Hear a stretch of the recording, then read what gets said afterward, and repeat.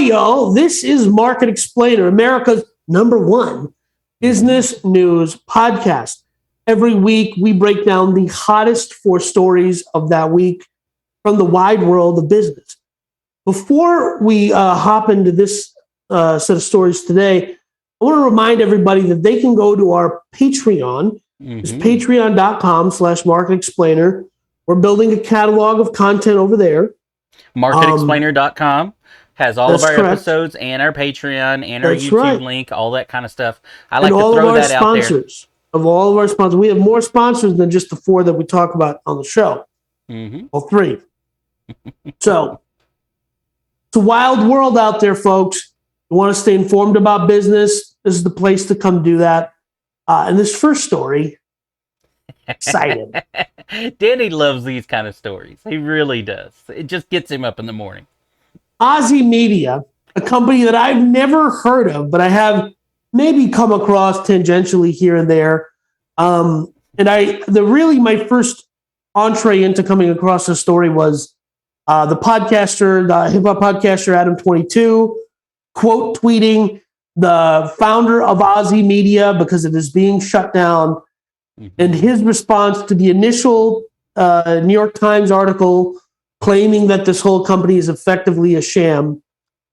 And his response to the New York Times was that he had a mental health breakdown, and that's why he spent nearly a decade defrauding investors in a fake media company. Okay, so, well, the CEO didn't have a breakdown. The COO had a breakdown. Correct. But, okay. Which is why he defrauded investors for decades. Obviously, the story, as Danny says, is this Aussie Media, which, again, I had never heard of either, which is crazy to me to think about because I went to their website and kind of looked through it and whatever. And if you look at the original premise for the media company, I'm surprised that I didn't know about it. This is supposed to be, we're going to talk about stories that other websites don't talk about. We're going to do it in a truthful, unbiased manner. We're just going to put information out there. The what do you call it? The company motto or the reason behind the company. The vision statement, the mission statement. Very much behind. I like that is great. Aussie Media had all the makings at its outset of being a more polished and less offensive Vice magazine type place. Right, yeah. And listen, we're not a political show, but we're all human beings, and we all have political opinions, but like we all have buttholes. So I'm just going to say a political opinion, and this is just one of my personal pet peeves. In this article, which we always link in our show notes, one of the employees said the main reason that they stayed was because the staff was so diverse. Yes.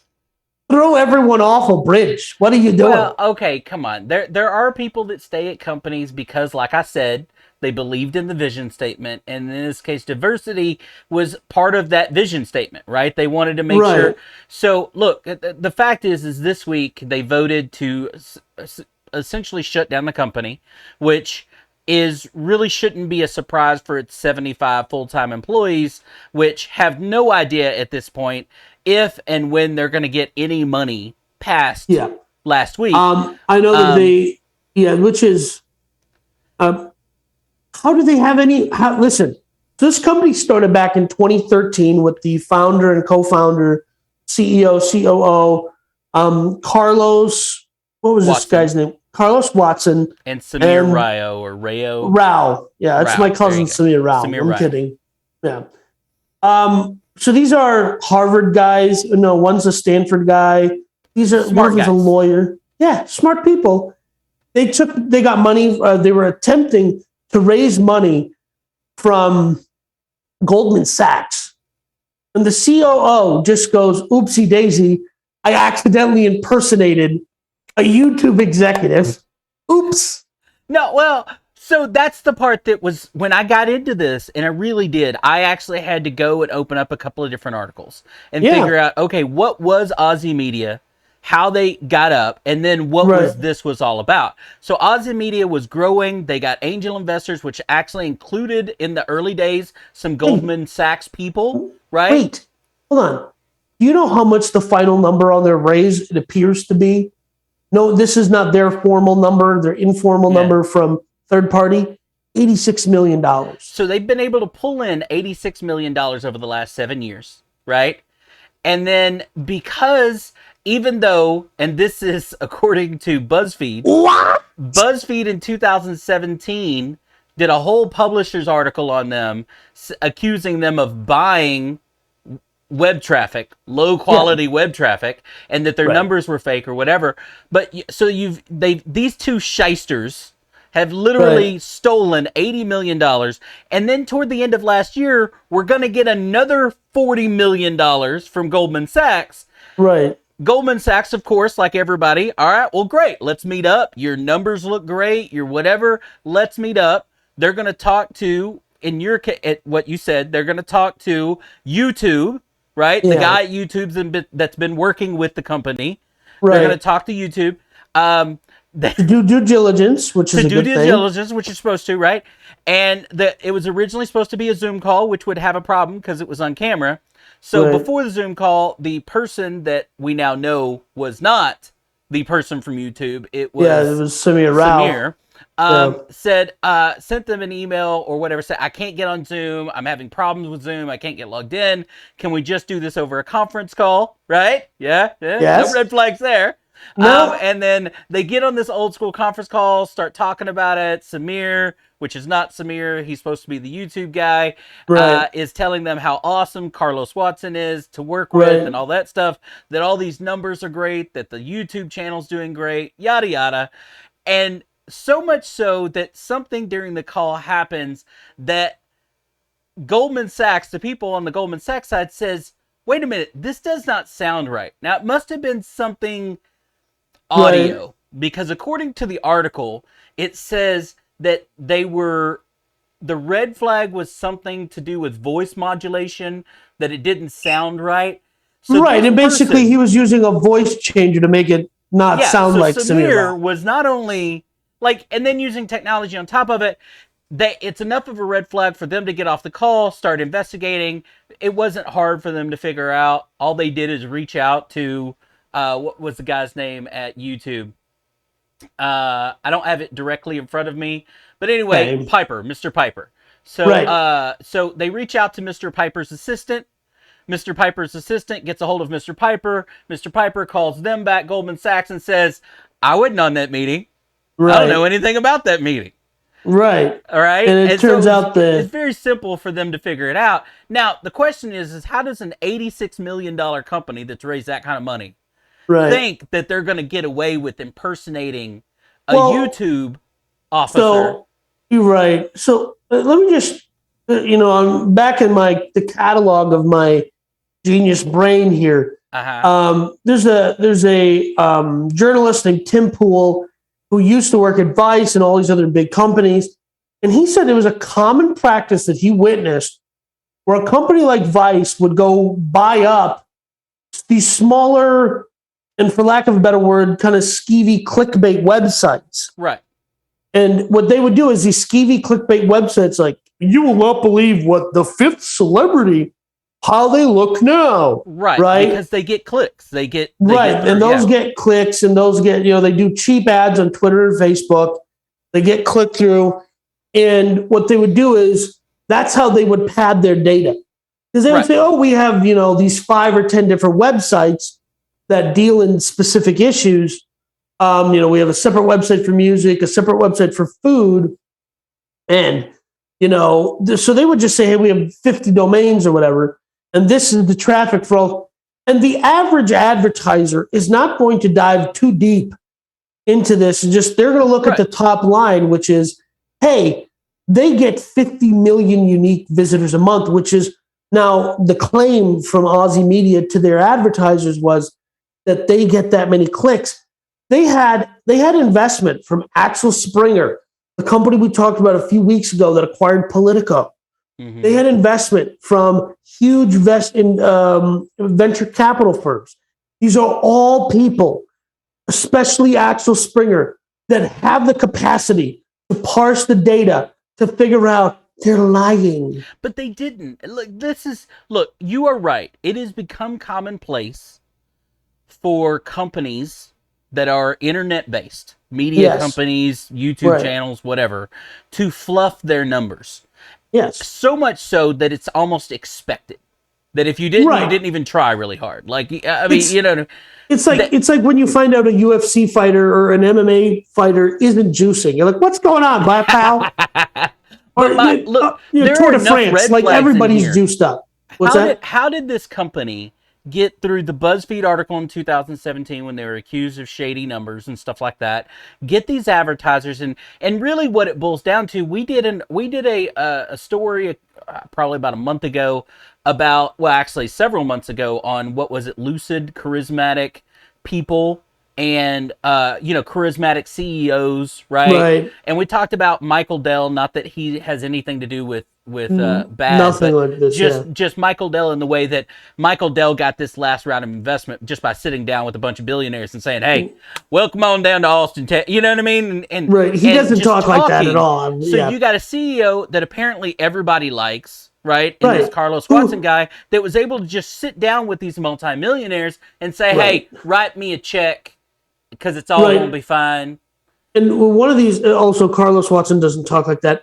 But I don't one of care. these, I know, one of these companies, I believe it was Disney, I don't remember, invested, and this is where, I said something pseudo political. Everything's been politicized in 2021. So, Sure.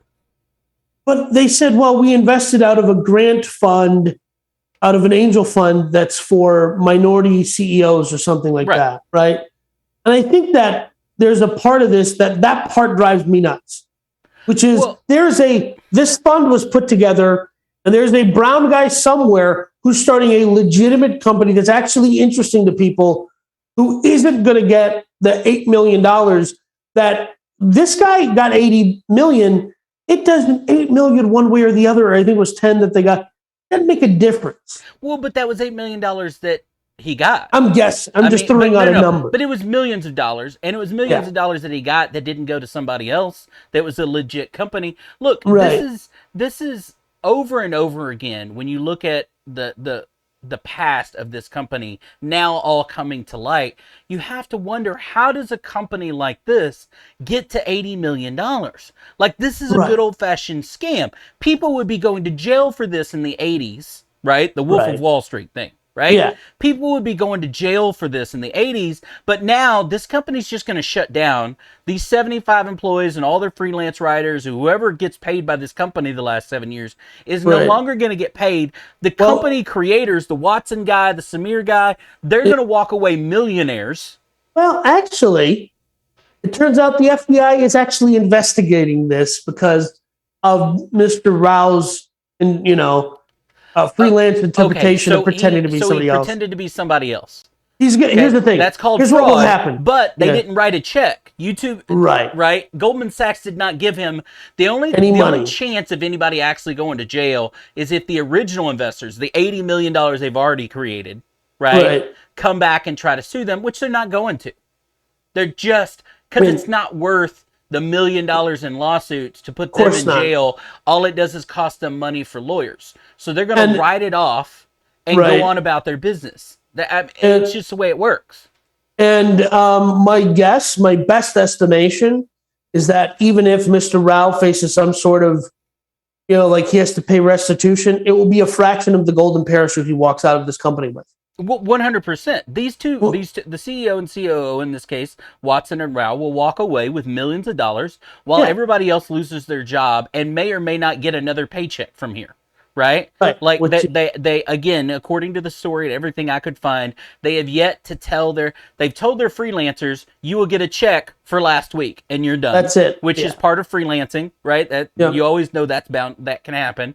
But the actual 75 full-time employees have yet to be told whether they're going to get severance, whether they're going to get paid, and I guarantee you they're going to get nothing. I mean, that's what I'm willing to bet, because anything that they get paid from this standpoint would be out of the CEO and COO's pocket.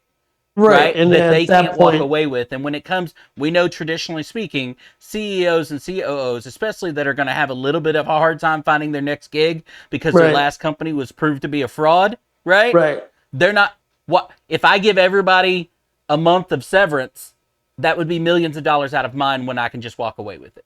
Right? And right. tell you that the company's bankrupt. And oh, by the way, just as the little cherry on top of this fraud Sunday that is this company, Yeah. of course, Aussie Media, I being the generation I was born in, you say Yeah, yeah. Ozzy, I Ozzy think Ozzy Osbourne. Osbourne is Right. currently being sued by the Osbournes because of the name Aussie Media. So, Yeah, because they had a festival, and this is Fire Festival if it survived, right? right, of course. So they had a Aussie Fest, and the Osbournes sued because they're like, hey, this is because when you reach a certain amount of fame and fortune as an artist, you start trademarking your name, you start trademarking Everything. all this, Everything. your likeness, because that's revenue.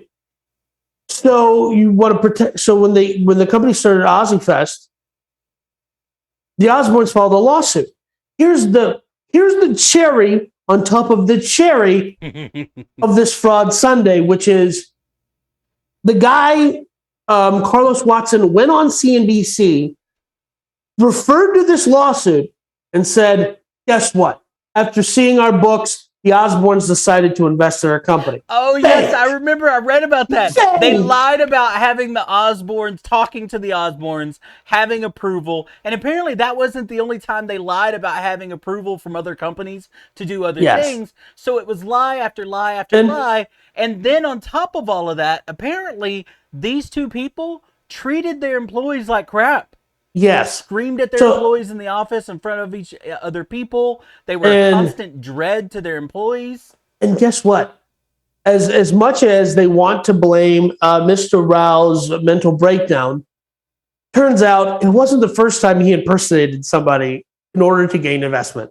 I did not know that. Yeah, that was in a different article. The New York Times article, we're referencing the CNBC one here, but the New York Times article was the one that basically broke the story.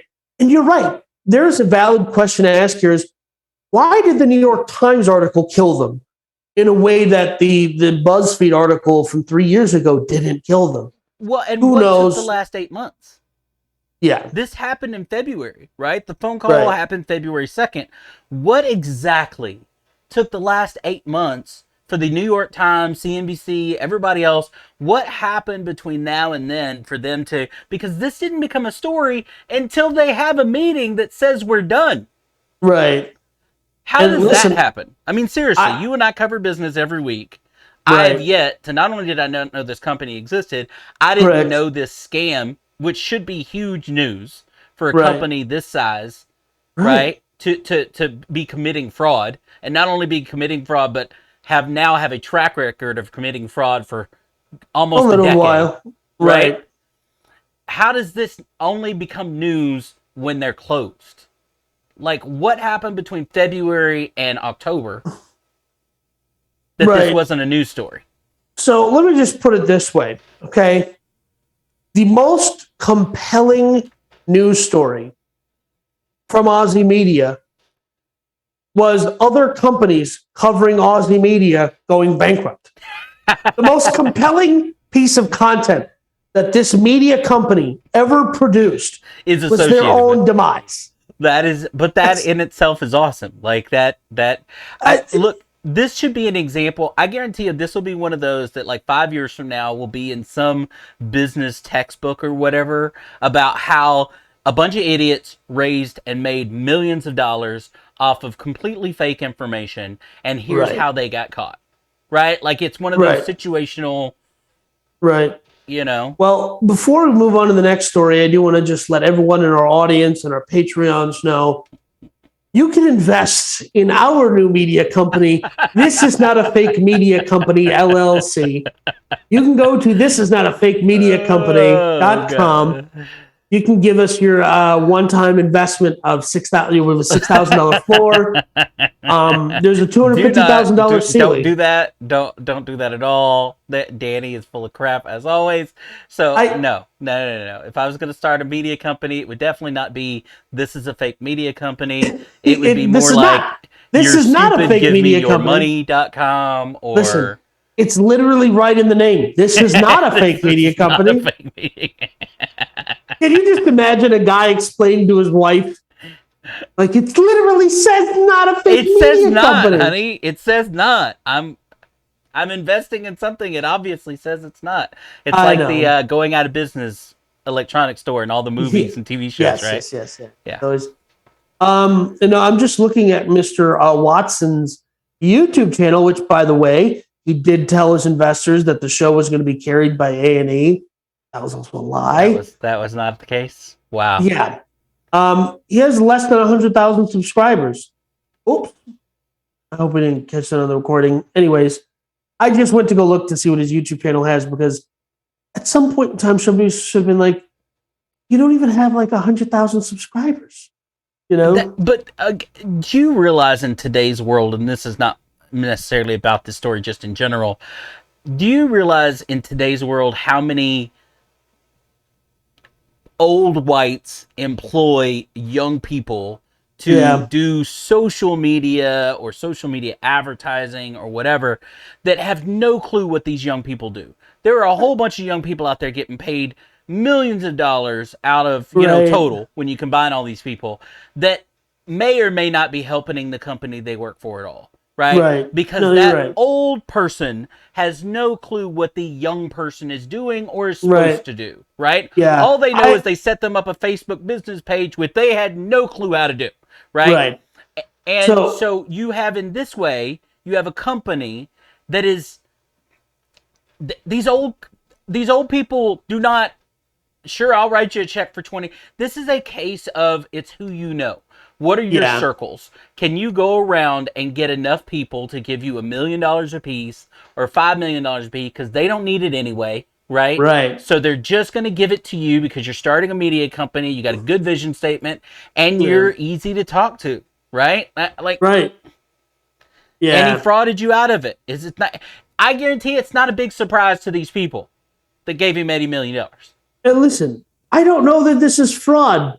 He got money from people who could afford to lose it, who invested in a company, which, how many did they invest in that year to get? I mean, one of this was from a fund where they kind of, I just. It is fraud because they lied, but I get where you're going with it. What's a lie? They did in this case, you know how I like to stick up for the little guys and investing and stuff like that. They did not go out and take anybody's money that's making $50,000 a year, right? $30,000 a year. So listen, they didn't go IPO first and then figure out it was a fraud. What? I'm just saying, what is a lie other than a truth that you cannot prove and do not believe? And there is the core difference between Danny and I, and that's a great note to end this story on. Danny, what do we got next? We're going to jump in and we're going to talk about Ford's new plant, but before that, I want to tell all of you about Acre Gold. Acre Gold, meet the new store of value, same as the original store of value. Thoughtfully designed and at 2.5 grams of gold.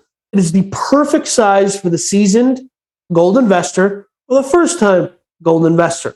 The nice thing about Acre Gold, when you click the link down in our description down below, is that you start an account with Acre, you build up, you accrue some funds, and when you hit that number, which, gold fluctuates in price, when you hit that number, they send you 2.5 grams of gold.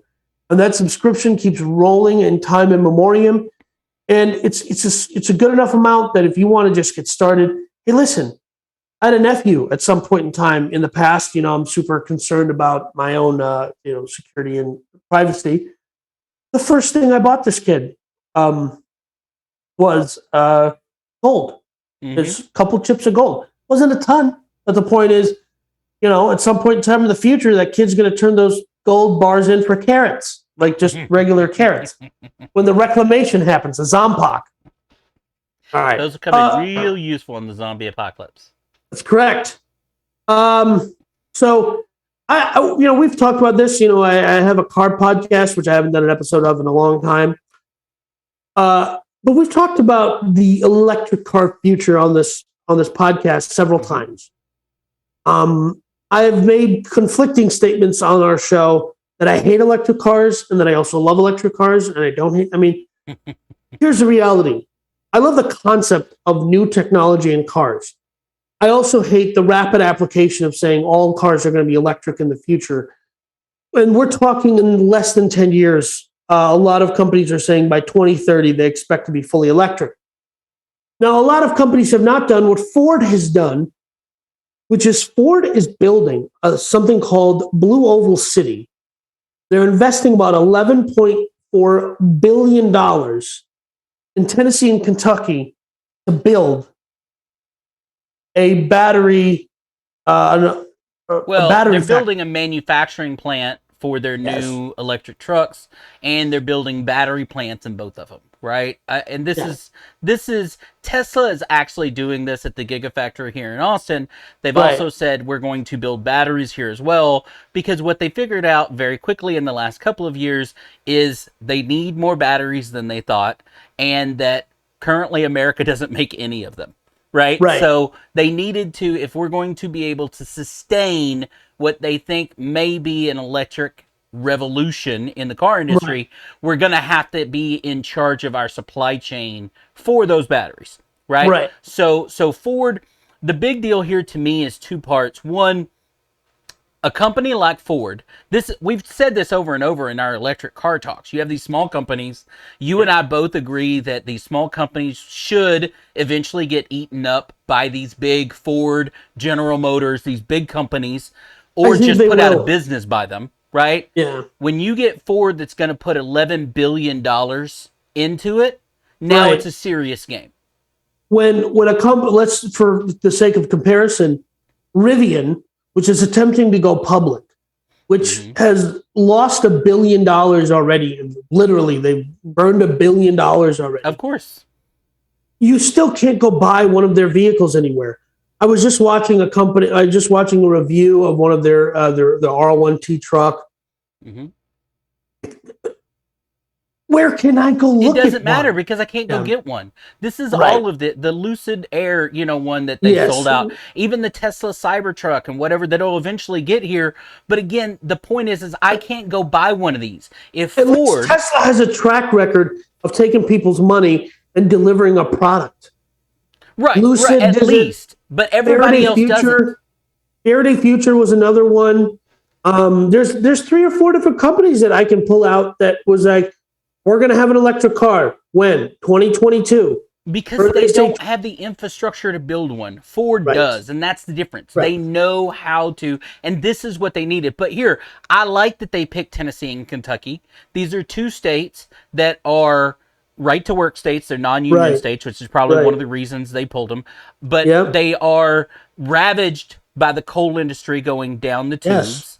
So you've got a whole bunch of hungry workforce blue collar guys who are ready to that you can put it on an assembly line. They're eager to learn new skills. A big chunk of this is Ford going, we know not only are we going to have to hire these people, which they're looking at hiring 11,000 people or something like that in these 2 states. They are looking at, they've set aside money, which this is a rare thing for a company to do. They've gone, hey, not only are we going to hire 11,000 people between these 2 factories, and it's probably going to end up being more than that, we've set aside money. We know we're going to have to train this workforce for these jobs. Because you can't go out, you're not hiring someone, same thing here with Tesla here in Austin. You're not hiring someone that has previous putting electric vehicles together experience. Because it's never existed. It's never existed before. So they realize that they're going to have to grab Joe Bob over here. Right? That may has only done a couple of odd jobs in his life, random jobs, and train Joe Bob. Joe Bob just has to have the want to learn a new skill, job. And they're going to grab him and give him a different kind of job. So here's the thing.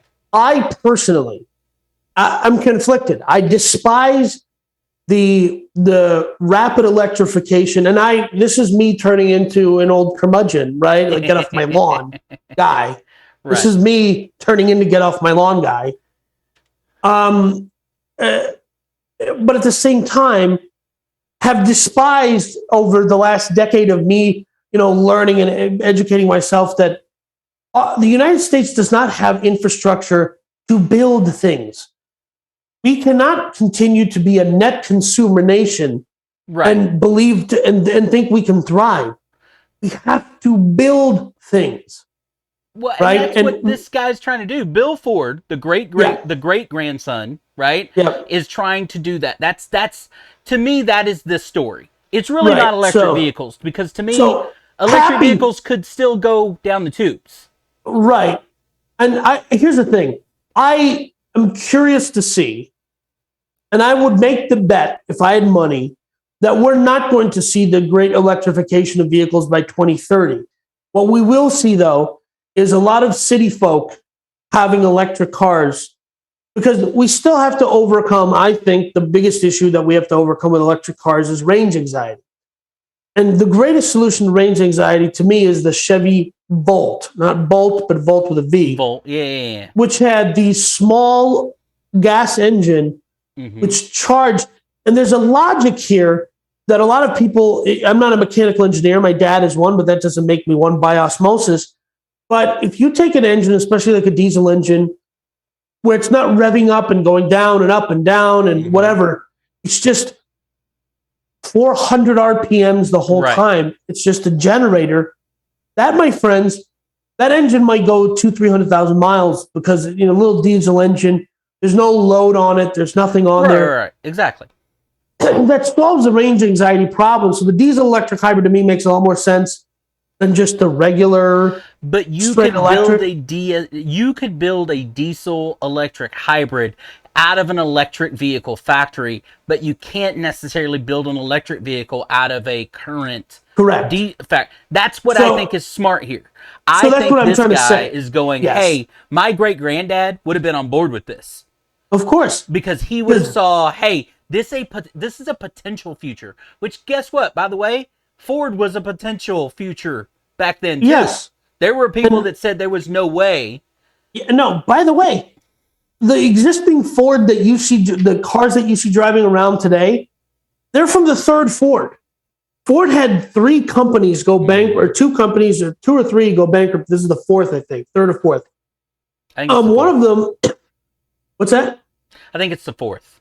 Yeah. So one of them, which I believe was the 3rd one, was purchased out of bankruptcy by General Motors, and they rebranded it as Cadillac. So I'm just saying, I really appreciate that a established stalwart, which in the 90s, if you told me Ford was going to be the most forward-thinking incumbent automaker, I would have been like, yeah, right, dude. I mean, the Ford Taurus of the 90s makes you want to cry for Ford. Well, absolutely. But look, at $11 billion, let's really put this in perspective. $11 billion is not a ton of money to Ford. Right, it's nothing. It might as well be $2. So it's a big investment, right?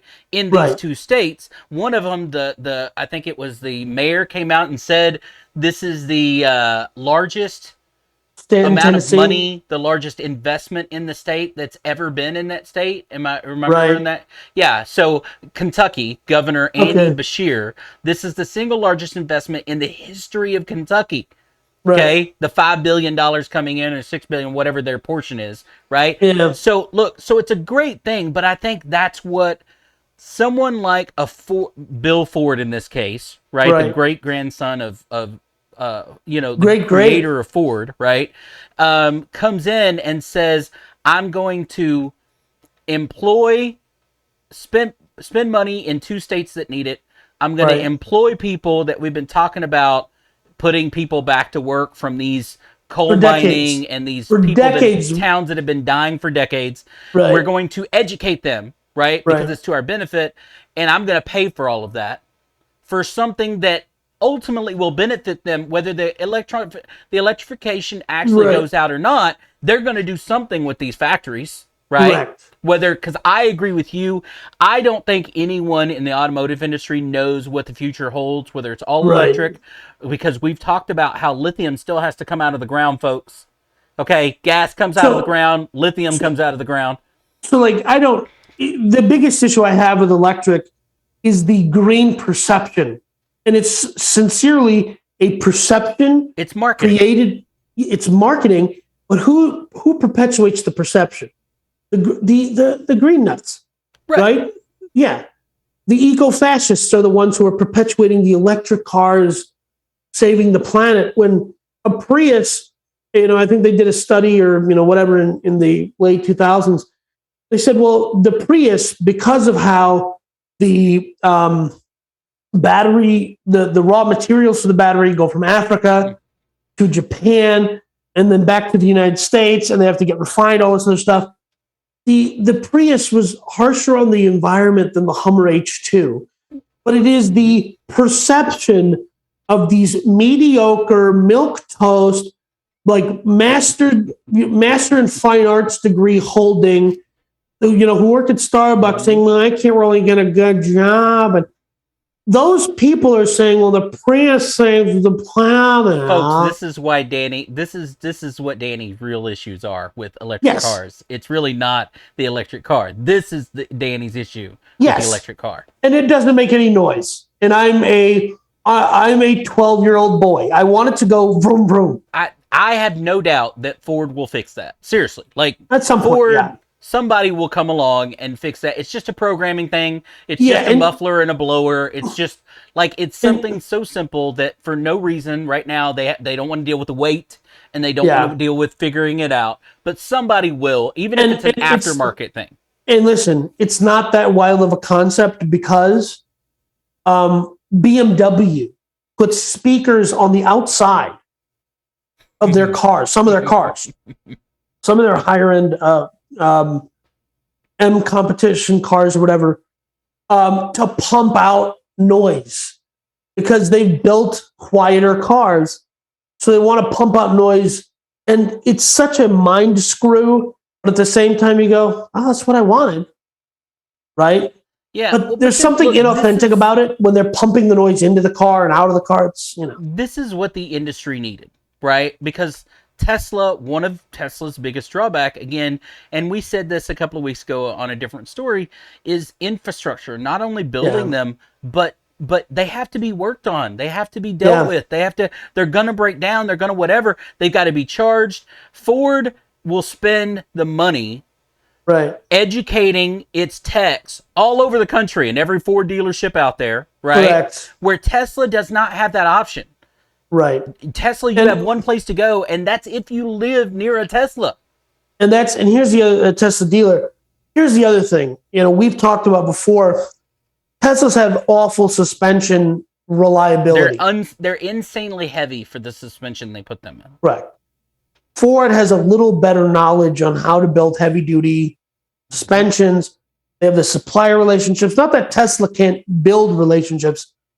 But the reality is, an established company like Ford, there's a certain amount of trust that a person has in buying an F-150 Lightning when they've had 3 or 4 F-150s in their lifetime, versus going to a Model X or going to the Cybertruck, which who knows when a Cybertruck will be available. They have a little more reliable. They have a little more sense of, like, hey, this is a real company that, my granddaddy drove an F-150. Well, and they already have, again, the infrastructure. They can bring techs in from all over the nation, train them, and send them back to all over the nation. Tesla does not have that ability, right? And again, I'm not bashing Tesla here. I'm just saying they're the biggest one to compare to if Ford is really getting in the game. Now, he came out and said, and again, take this with a grain of salt, that he figures by 2030, 40% of Ford's vehicles will be electric. Now, again, you got to think that's 40%. That's not 90.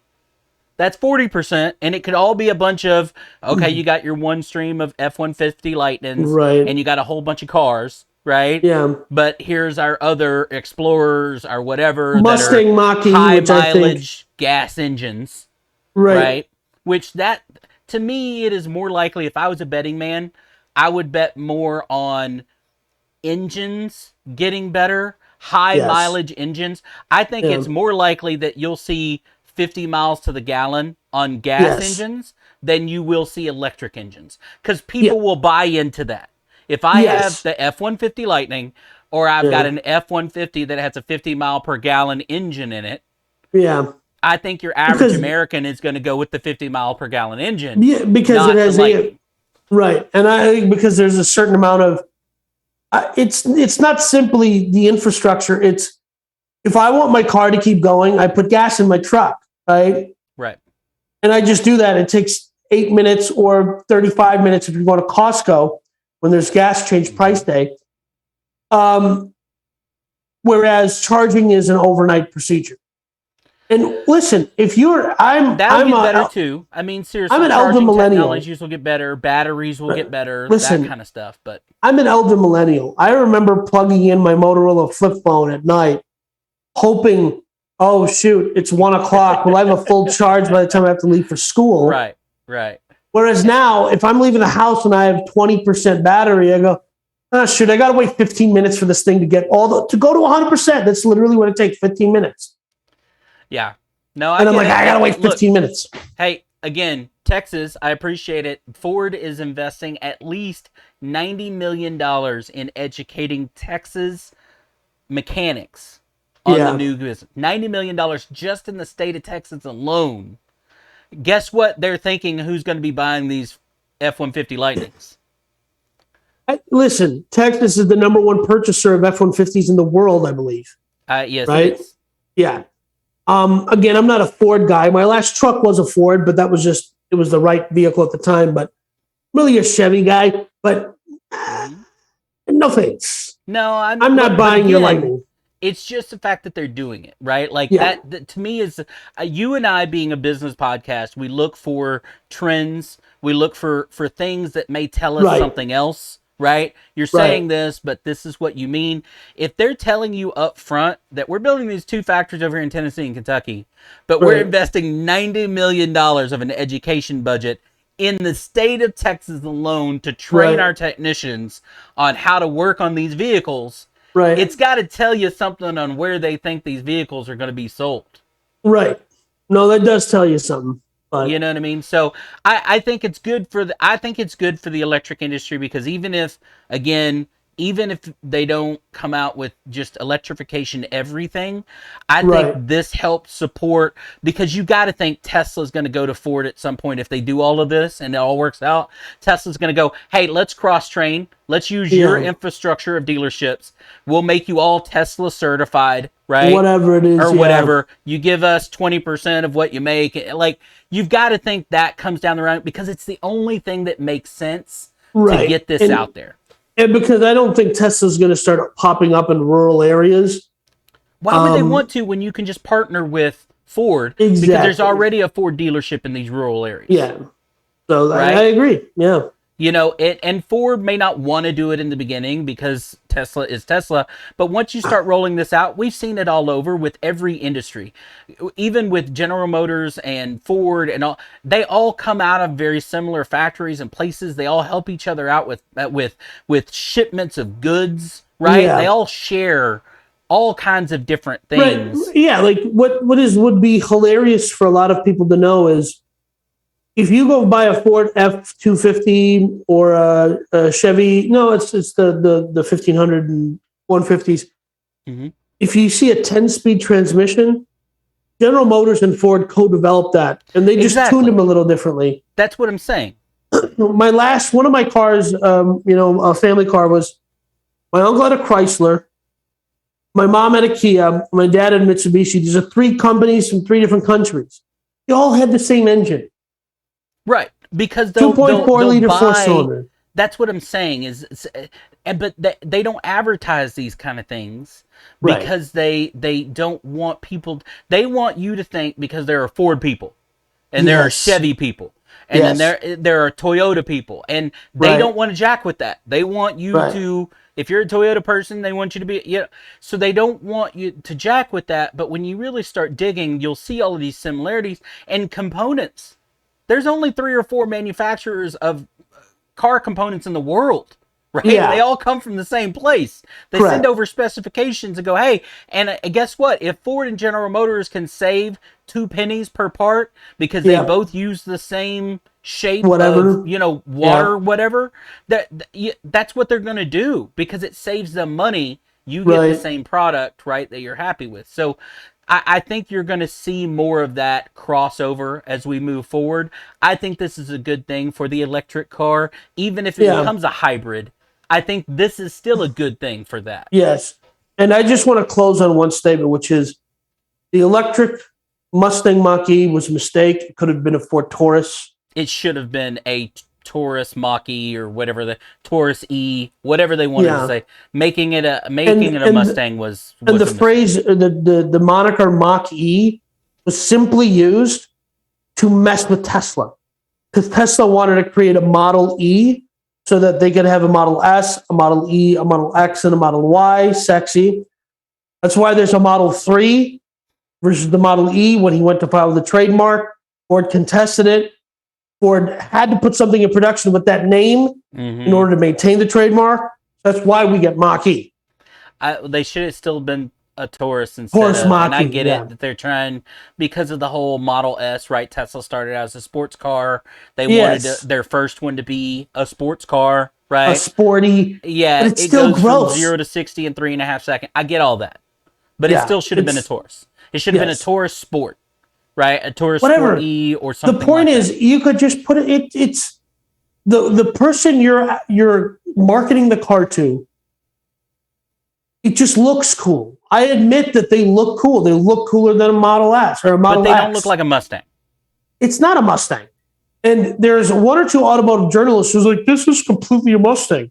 And to those people, fight me in the octagon. That's all I Yeah, have to you say. are dead to me if you Yeah. think that. Like, no, it's not a Mustang. It'll never be considered a Mustang. It Like, shouldn't they be. will have car shows 50 years from now where one of those will be sitting there, and we'll all tell our grandkids at that car show. I'll be like, I know it Yeah, says it's not a real Mustang right there, Mustang. son, but that's bullshit. Yeah, it's not real. That's Okay, fake. it's not real. That is a mistake that some guy made, and it's Yes. not real. But Anyway, I don't what do think we got they're- next? We've harped on this long enough. We have a story about DraftKings next, but before that, I want to tell you about our sponsor for that segment, which is BigManGear.com. That is his idea of a funny merch company. You should go check it out. It's BigManGear.com. It's printed and delivered by our good friends over at Amazon Prime. That's right. Thank you, Jeff Bezos. Much appreciation for helping us out on that one. Personal friend of ours. He's at the poker game on Thursdays, so it is BigManGear.com. And I don't feel bad about taking his money because he got plenty up. Nor do I. The guy has no poker face. And I was like, oh, I can't believe I have a flush. It's always the same. I know. Anyway, go. So DraftKings wants to take its degenerate gambling over the pond. And it turns out that it can't, because their company, Entain, which they had tried, which they approached with a $22 billion takeover deal, right? We just talked about the insane number that 11 billion was, but really a drop in the bucket for Ford. It's just $22 billion to buy a gambling company in the United Kingdom. But it turns out that they have a partnership, MGM Bets, which is, I think we've discussed MGM Bets one way or another. Yeah. They are the their supplier or whatever. They're 50% of MGM Bets. And MGM Bets is putting the kibosh on this deal, basically. Well, I don't think they'll put a kibosh on this deal. I don't. Okay. And here's the reason I don't, because it would be stupid. All of these, when you get into betting, first of all, I want to start this story by, when we first did a DraftKings story, a month and a half ago or something like that, we did a DraftKings story because the article said that we were now at 26 states that allowed online gambling or whatever. It was just over that halfway mark. Yeah. According to this article, we are now at 32 states that allow online gambling with this kind of stuff. So it's growing by leaps and bounds. Okay? Right. So you're talking about all of this money, and what do they really want? What are they fighting over? MGM did a partnership with Entain, which is how they get this MGM Bets, MGM International. Right. MGM actually tried to, through that partnership, turn around and purchase Entain back in January. It failed. Right. Okay, because Entain said, no thank you. And what they're fighting over is MGM in this case, they call them skins. This is online betting. So they call it, when you have the ability, when a state or a country legally gives the ability to online gamble, they sell what they call a skin to a company, right? In this case, Entain, right? Entain has a skin in 27 countries in the European area. So that's what they're fighting over, is entry directly, automatically into those 27 countries, because everybody thinks that global betting, online betting in the next 20 years is going to grow massively. We're talking trillions of dollars, right? Yes. So that's what they're fighting over, is that entry into the European market, those 27 countries. Right. The first one that you said that, so they originally offered £25 per share, right? Pound being the European, right? Pound. British pound. The British pound. But so £25. They've upped that ante to 28 per share. Now again, we talked about last week about money and stock, right? I'm going to let you keep stock, or I'm going to give you stock in a new company, whatever. When we talked about in this, they're offering £28 per share, but they're only talking about £7 per share cash. Right. The rest of it is in make believe. Make believe, right? And so hope. when you start boiling down that number to only a fourth of it being real money, right? 7 in cash, 21 of hope. Right, exactly. Right. So 25% in money. The problem is MGM, to me, here's what they have to figure out, is how do they allow a business that they're in 50-50 money with, right? MGM Bets, which is their DraftKings, right? Which is their online platform. How do they allow DraftKings to get that 27 countries, maintain this partnership, right? But because of that partnership, they have just as much to gain as DraftKings, because they would be sharing on that MGM, you know what I mean? So you got to think there's enough money to go around for DraftKings to go to MGM and go, hey, there's plenty of money, man. Listen, if I'm MGM, I think DraftKings is a better brand than MGM Bets. 100%. Right? So I'm saying, and listen, this is not the only company. DraftKings is not the only company competing in this space of branded sports betting. No, FanDuel and DraftKings are your two big ones. Right, but here's the guy coming up from the back who has the other part of it solved, which is the branding of the content. Barstool, right? Again, Barstool, but again, following trends, right? Right. FanDuel and and DraftKings are your two players. Yeah. MGM, not even a real player. They're just a player in the betting industry, right? MGM Resorts International. They're a casino. Right. brand. And MGM's been around forever. So they're a no name, but I agree with you that they're an old school name. Yes. Versus a FanDuel versus a DraftKings. In comparing this to an earlier story, there's something that goes along with operational experience, right? So FanDuels and DraftKings might be really good at doing the online side, but when we talk about sports books at casinos, which is there's going to need to be some synergy between the two. You do want an established brand, like an established, that's why Penn National Gaming did a deal with Barstool. And that's why you want a company like MGM, because listen, with MGM operating it and it's called the DraftKings whatever at whatever casino, that synergy, that is a true, the true definition of synergy. Because the two brands are going to be able to do something together so it's Entain here should really be saying, hey, acquire both of us, or there needs to be a different partnership where all three of them are working together. Well, I respectfully disagree in that I think MGM should, as far as I'm concerned, DraftKings, FanDuel, put MGM out of the online business. Just stamp them out like an you know what I mean? Just stamp them out, because, and here's the deal. The fact is FanDuel, DraftKings. So you're saying DraftKings should just buy MGM Just bets. Buy them out. Because here's the deal. MGM, if they were going to go all in, on the future, they would have done it back in January when they had a shot. Entertained, and and they came out with $11 billion. And Entertained said, nope, get out of here. Right? DraftKings turns around with a $22 billion deal. And all of a sudden, oh, wait a minute, $22 billion, now you're ringing. Because here's what they realize.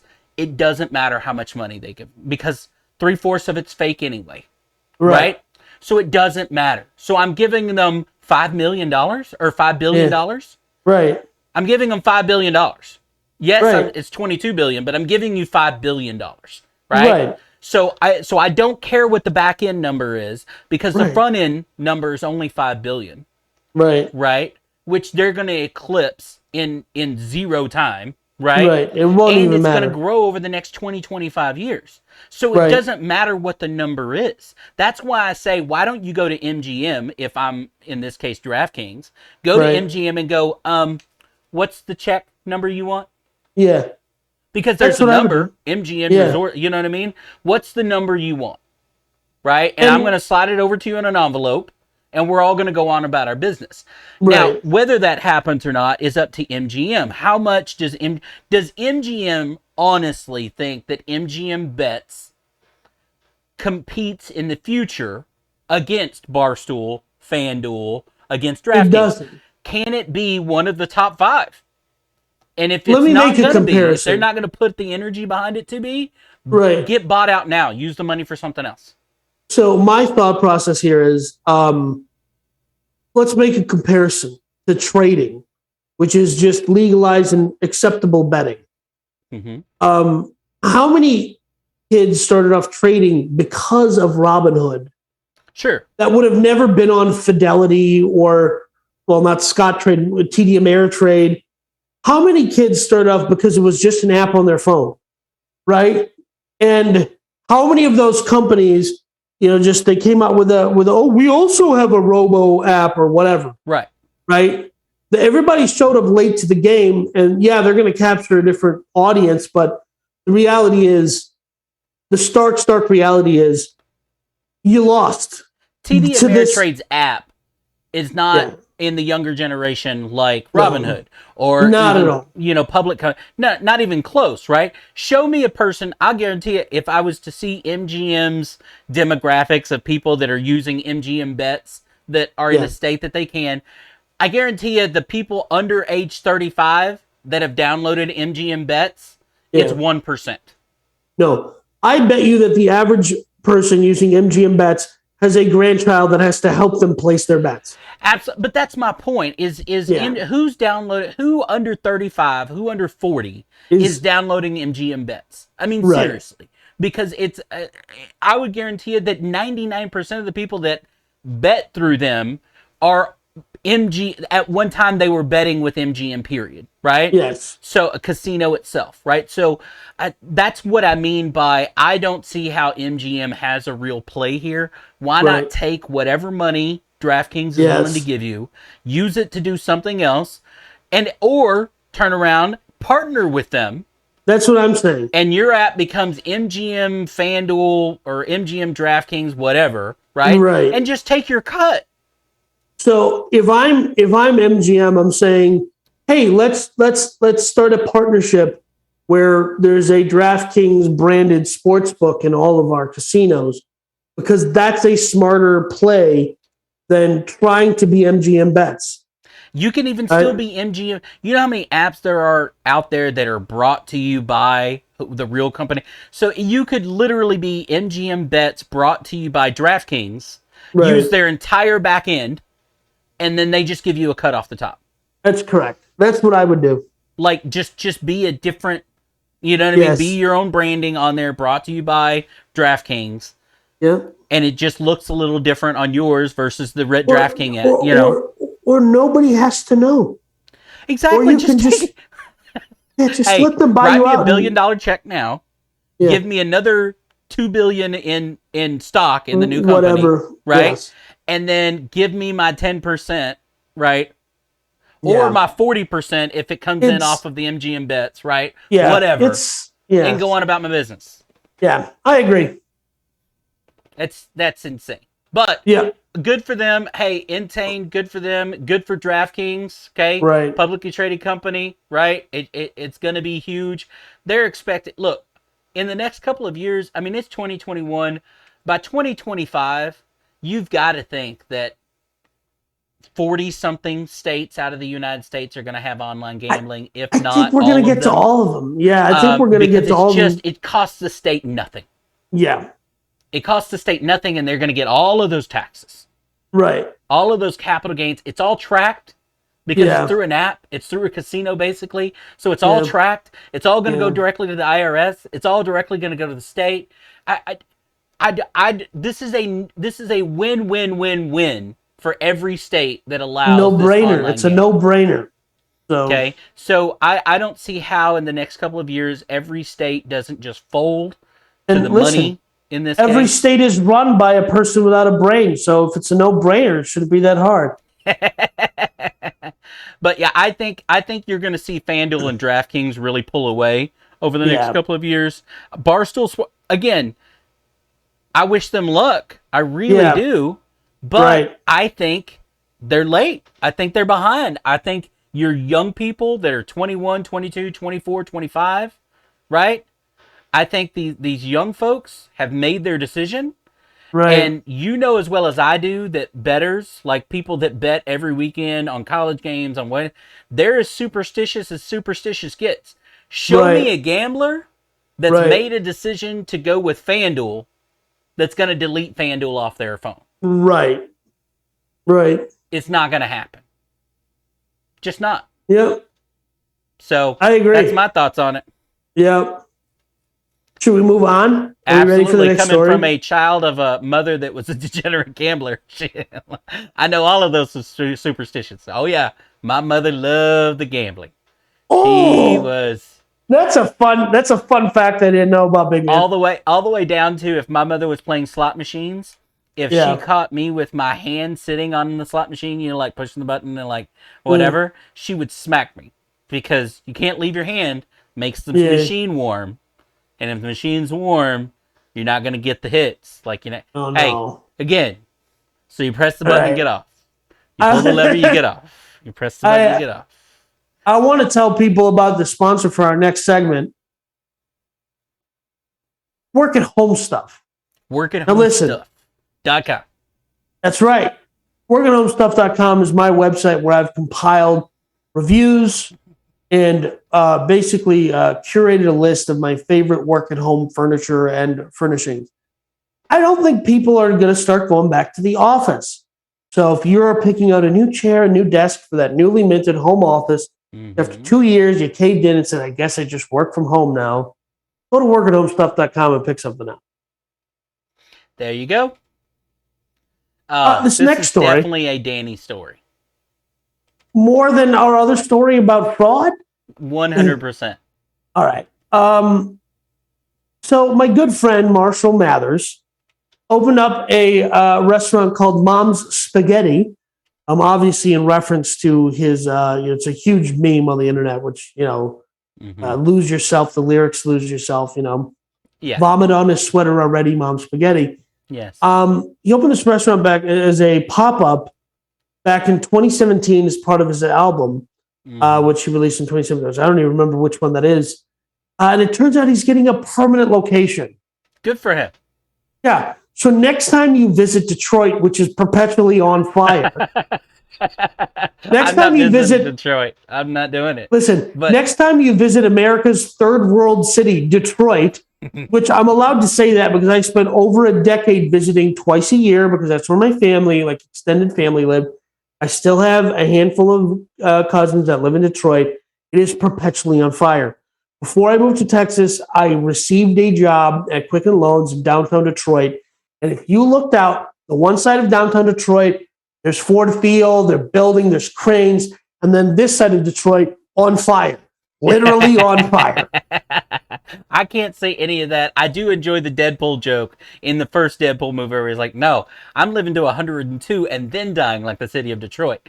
Like, so, look, Detroit, when the light, when the sun hits the abject poverty. There's just something about Detroit, you know? But the reason I love this story is that something that when I love when things that are memes become real things.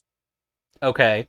Right? And that lyric, that one phrase in that song became so memed in like 2012 was when really was hot meme. And it took 5 years. But the fact that Eminem, a multi-platinum selling rap artist, owns a spaghetti restaurant that just sells spaghetti and meatballs. Like, well, and that's it. Like, their entire menu is a plate of mom's spaghetti for $9 or $12 if you add meatballs. The Correct. sketty sandwich is $11, and drinks What are is $3. that? That's it. What is that? A sketty sandwich? You know what a sketty sandwich is. I do, but I don't want to.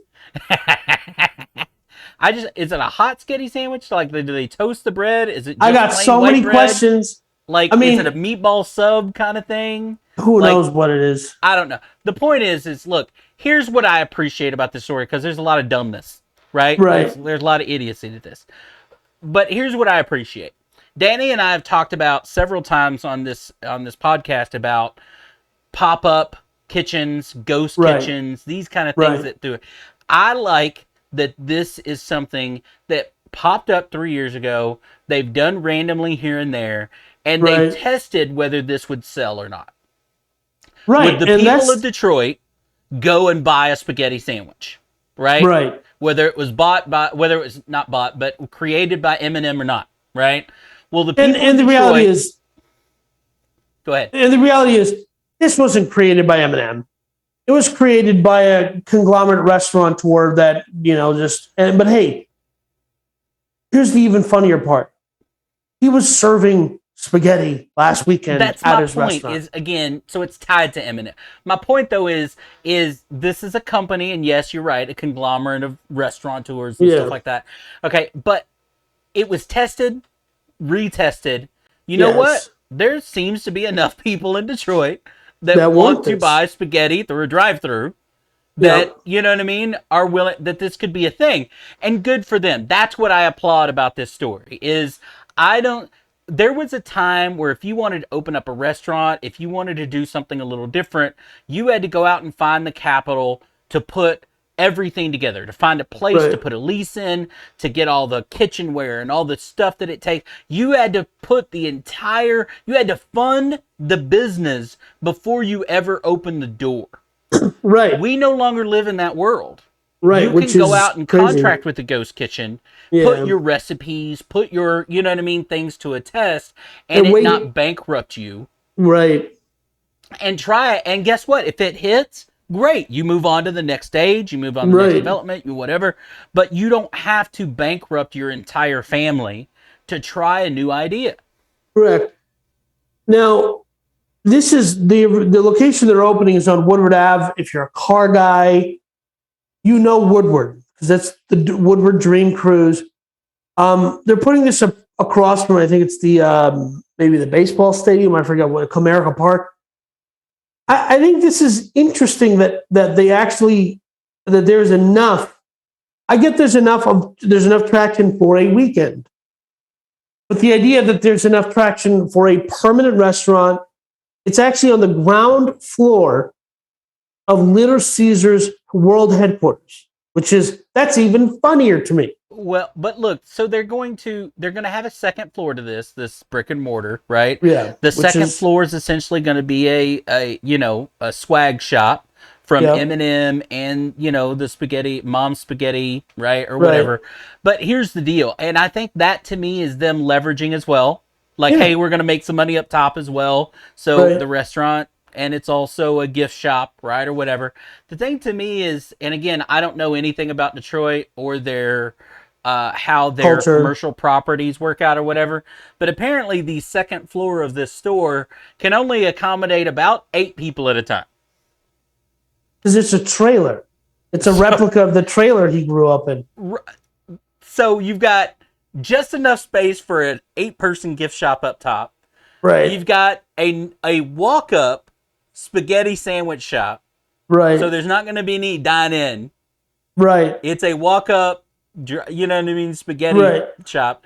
Again, I don't know how Detroit or this part of Detroit is laid out. I'm assuming it's very So, walking friendly, lots of well, people so walking yeah. around.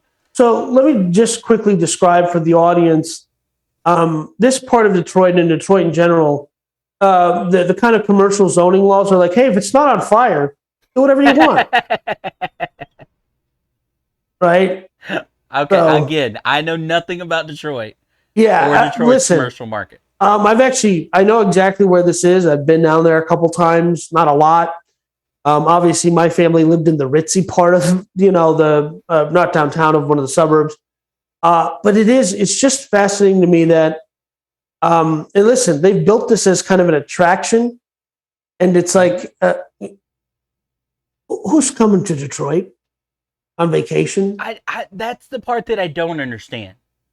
Because Who's attractions work. Like seriously, like there's a sure, reason sure, every sure. every place. There's a reason there's a Disney store in Times Square. There's a reason there's Yeah, what the Jelly Belly jelly beans and you know what I mean. There's a yes, Chicago popcorn in Times yeah, Square. Attractions work. People come in, they spend money, whatever. But who is going to Detroit to go to yeah. Eminem's Spaghetti mom's restaurant. spaghetti? So here's the thing.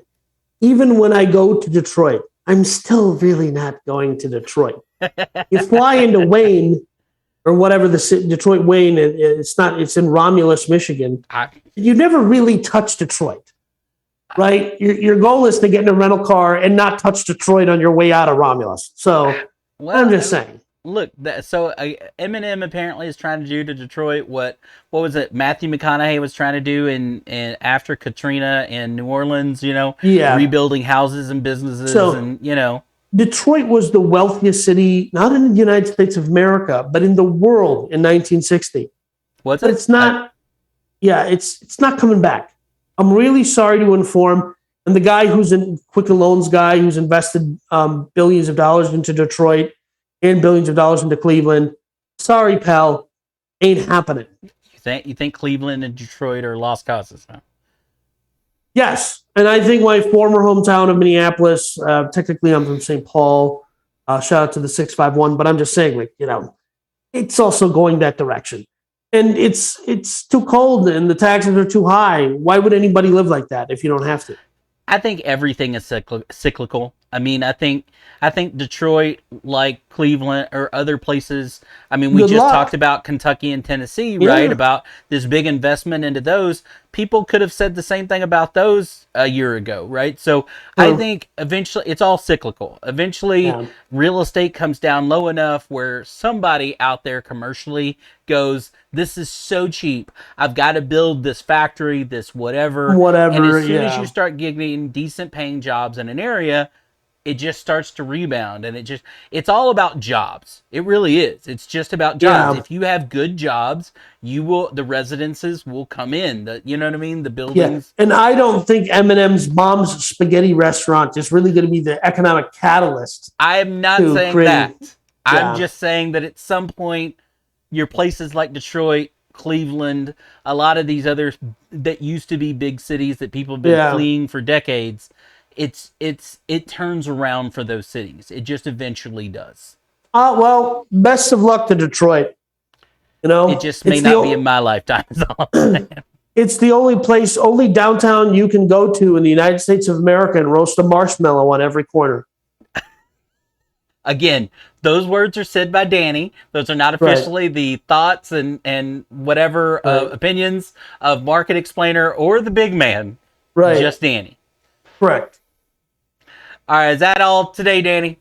Well, I just wanted to, ask a question. Look, if you had one shot, one opportunity to seize everything you ever wanted in one moment, would you capture it or just let it slip? What? This show stinks. Dude, it's literally the lyrics from the Yes, song. this show stinks, folks. We'll see you next week.